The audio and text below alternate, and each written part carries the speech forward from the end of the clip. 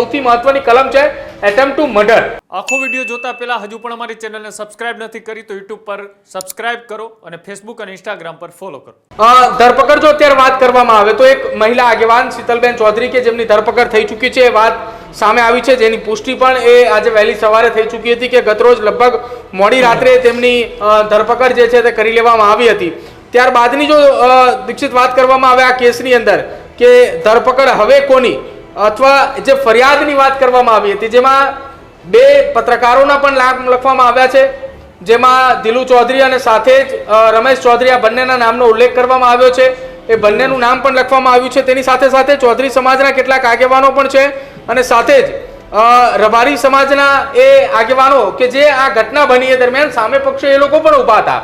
એટલે પોલીસ હજી એ તપાસ કરી રહી છે કે સામે પક્ષેથી કેટલો બળ પ્રયોગ થયો હતો, એ લોકોએ આ ઘટનાની અંદર શું કઈ અંજામ આપ્યો અથવા શું ઘટના બની હતી એ ઉલ્લેખ કરવામાં આવશે। પરંતુ એક વાત મહત્વની છે કે જે મહાસંમેલન મળ્યું હતું એ સંમેલનના મંચ ઉપર જે લોકો એકત્રિત હતા એમાંના પણ કેટલાક લોકોના નામ છે, નામ એટલા માટે લખવામાં આવ્યા છે કે જે હિંસા ભડકી અથવા જે ઘટના બની, જે પોલીસ ઉપર પથ્થરમારાની ઘટના બની, પોલીસ કર્મચારીઓ ઇજાગ્રસ્ત થયા, કેટલાક સામાન્ય માણસો પણ ઇજાગ્રસ્ત થયા, એ લોકો જે ઇજાગ્રસ્ત થયા છે એમની પાછળનું કારણ શું અથવા તો એ લોકોને ઇજાગ્રસ્ત કોને કર્યા, એ કરવા પાછળ કોણ, જે બીએનએસની કલમો લગાવવામાં આવી છે અલગ અલગ, જેની અંદર રાયોટિંગની વાત કરવામાં આવે, હિંસા ભડકાવવાની વાત કરવામાં આવે, ગુનાનો મદદ છે, આ બધાની અંદર જો વાત કરવામાં આવે તો શીતલબેન પટેલ છે, ત્યારબાદ નરેશ ચૌધરી અને વિજયભાઈ ચૌધરી છે, એના પછી ભારમલભાઈ જેવતાભાઈ, અલ્પેશભાઈ ચૌધરી છે, કિરણ ચૌધરી છે, પત્રકાર જે મેં બે નામ આપ્યા દિલુ ચૌધરી અને રમેશ ચૌધરીના નામ પણ છે, દિનેશ ભુરિયા અને મેઘરજભાઈ ચૌધરી, ત્યારબાદ કરશન ચૌધરી અને દુર્ગાબેન ચૌધરી છે